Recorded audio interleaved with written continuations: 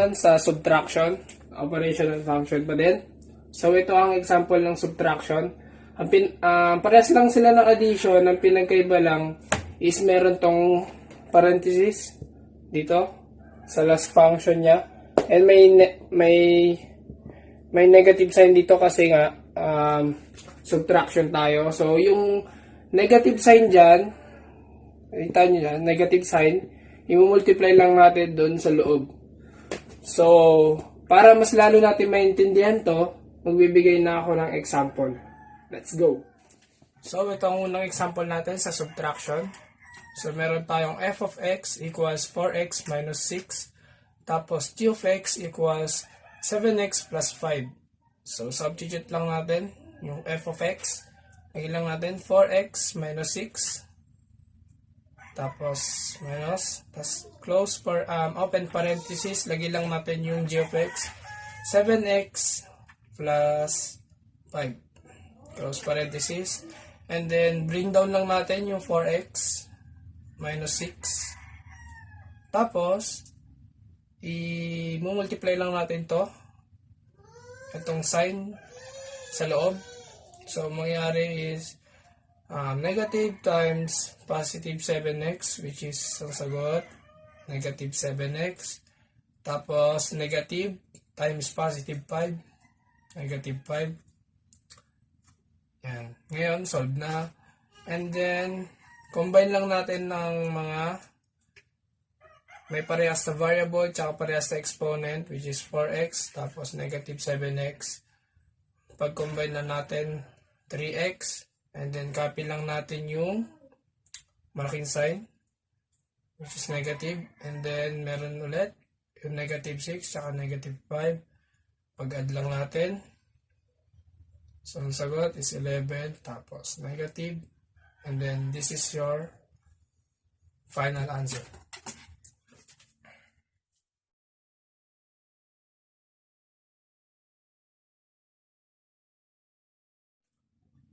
So yun guys, ito naman ang example number 2 natin.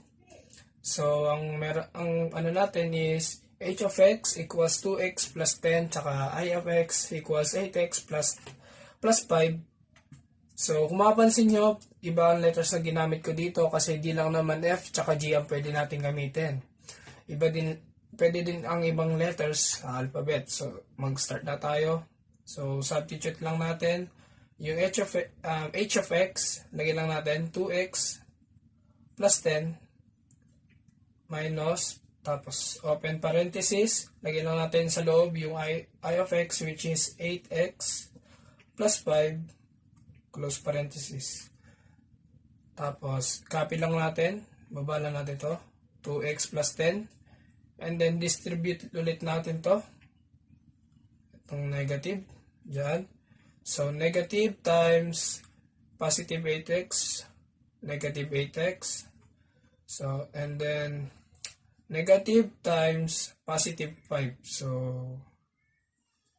negative 5. And then, combine like terms lang tayo. Yung may parehas na variable, tsaka parehas na may exponent. So, in this case, meron tayong 2x, tsaka negative 8x. Combine lang natin, 6x. Tapos, copy natin yung pinakamalaking sign, which is negative. Lagyan lang natin dyan. And then, combine din natin to. Positive 10. Tapos, yan. Negative 5. So, 10. Sagot natin dyan is 5. 5. So, copy lang natin yung malaking sign, which is positive. So, this is our final answer. Negative 6x plus 5.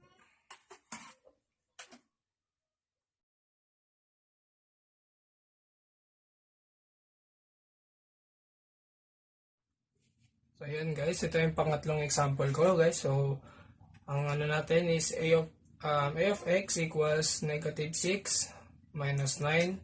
Tapos, b of x equals negative 3x plus 3. So, mapapansin nyo ulit, nag-iba ako ng letters na gamit, a tsaka b. Ayan. So, substitute lang natin. Simulan na tayo. Substitute natin yung a of x. Lagay lang natin negative 6x minus 9. Tapos, minus. Tapos, open parenthesis, lagay lang natin yung b of x, which is negative 3x plus 3, close parenthesis. Tapos, copy lang natin yung negative 6x minus 9. And then, distribute natin to. Itong sign. So, negative times negative 3x, which is positive 3x. And then, negative times positive 3, magiging negative 3. Yan. So, combine ulit tayo ng magkaparehas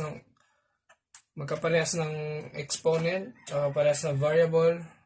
Ito, negative 6x plus 3x. So, combine lang natin. So, ang sagot natin dyan is 3x. Tapos, kunin lang natin yung sign na mas malaki, negative. And then, ito ulit, negative 9 as ito. Pag-add lang natin, 11 ang sagot. And then, yung sign. And then, ganun lang kadali. Ito ang sagot natin. Negative 3x minus 11.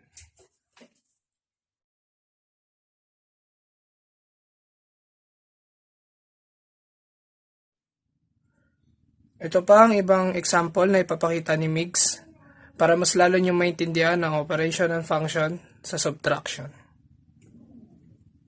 So ito pa ang ibang examples ng operation of functions in subtraction. So ang f of x natin is equals to 9x cubed plus 5x squared minus 9x minus 75. Tapos ang g of x natin is equals to negative 10x cubed plus 2x plus 18. So ang kailangan natin hanapin is yung f of x minus g of x and g of x minus f of x. So ganito yung natin, yung pattern.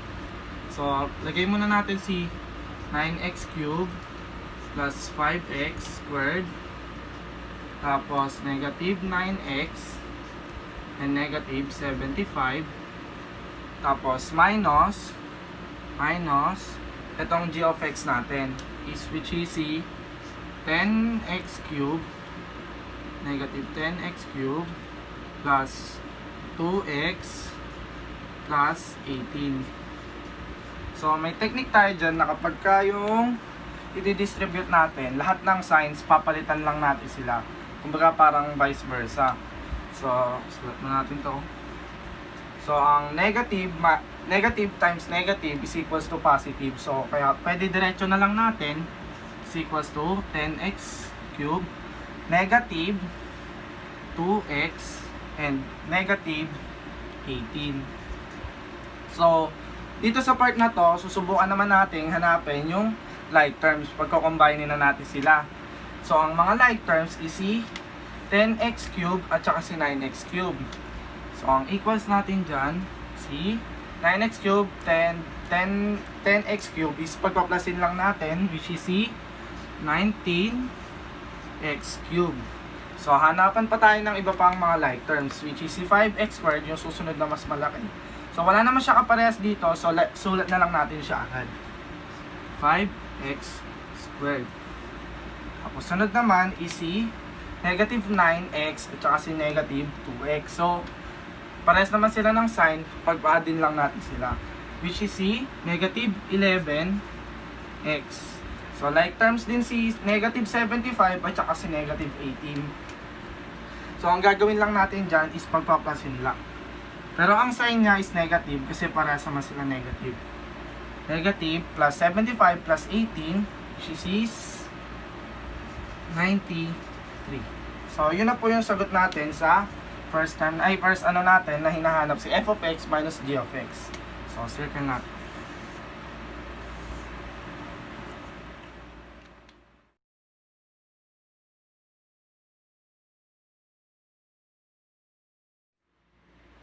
So, ang next naman natin is si g of x and minus f of x. Sila naman yung natin, pagma-minusin. So, ang lang naman dito, pinagbaliktad lang naman natin sila.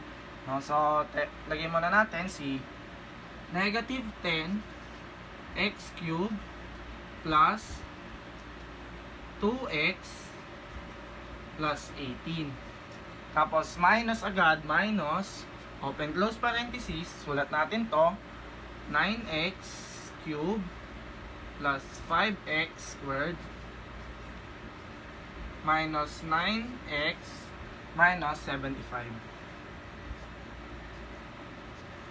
Yan.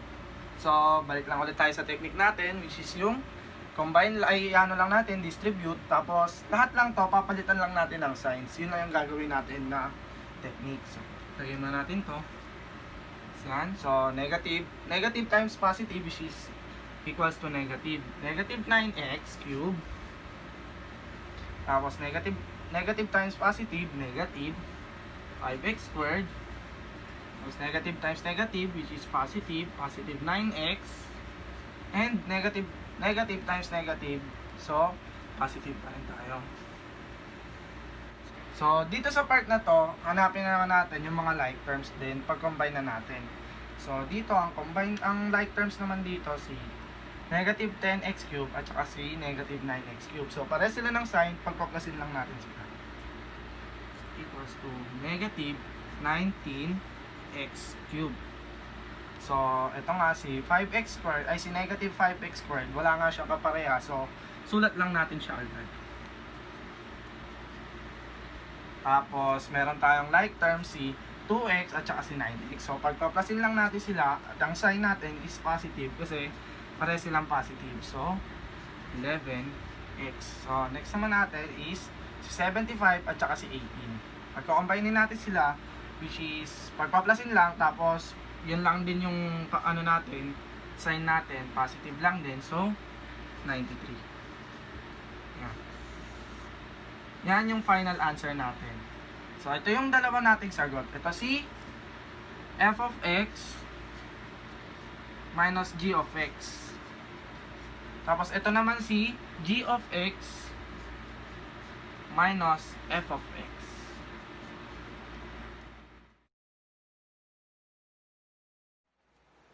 Dako naman tayo sa ating example number 5. So, example number 5 natin, meron tayong tatlong functions. Tapos, ang hahanapin natin is 4.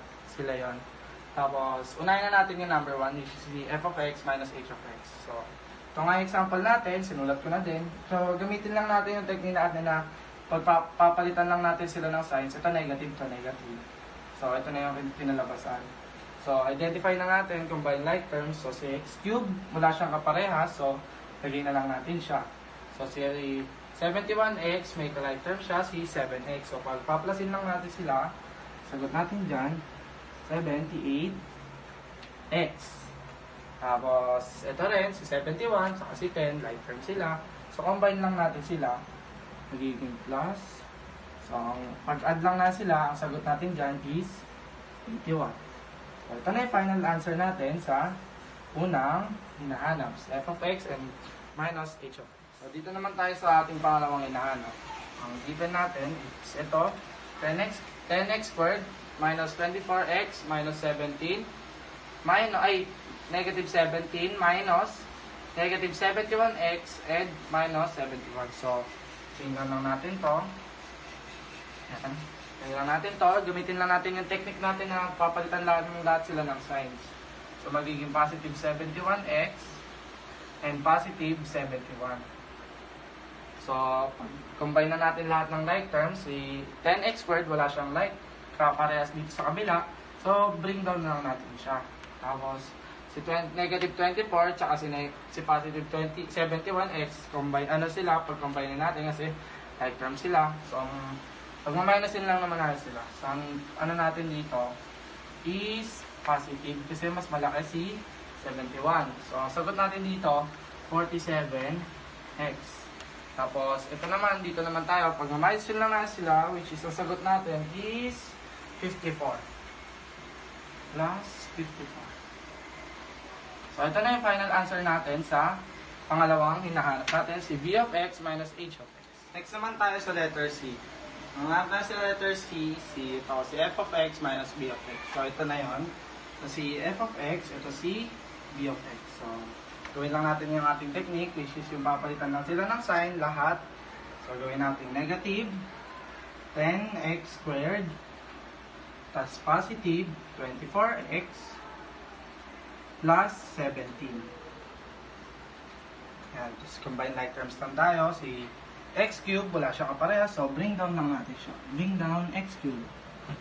Si 10x squared din, wala rin siyang kaparehas, so lagay lang natin siya. Bring down. Negative 10x squared. Sa 7x, meron siya kaparehas, si 24x. So pag-aadin lang natin sila, magiging 31x. Tapos dito naman, pag-aadin lang na sila, same lang naman sila ng ano, so positive lang tayo. Yung positives, 27. Ito na yung final answer natin sa letter C natin ay nahanap si f of x minus d of x. Dito naman tayo sa ating letter D, ang hinahanap natin si h of x minus f of x. So nilagay na natin. Tapos gawin lang natin yung technique natin, napapalitan lang lahat sila ng signs, magiging negative x cube, tapos negative 7x, as negative 10. So, combine like terms lang. Wala namang tayong negative x cube. So, bring down na lang natin. Negative x cube. Pagkapareha sila. So, negative tayo. Negative. Pagpaplasin lang natin, magiging 78x. Tapos, combine like terms ulit. Negative silang parehas. So, negative din tayo. Pagpaplasin lang natin sila. Magiging 81. So, ito na yung final answer natin. Yun na siya kadali kapag tatlo ang function, madami lang talaga tayong hahanap. So, yun lang. Maraming salamat.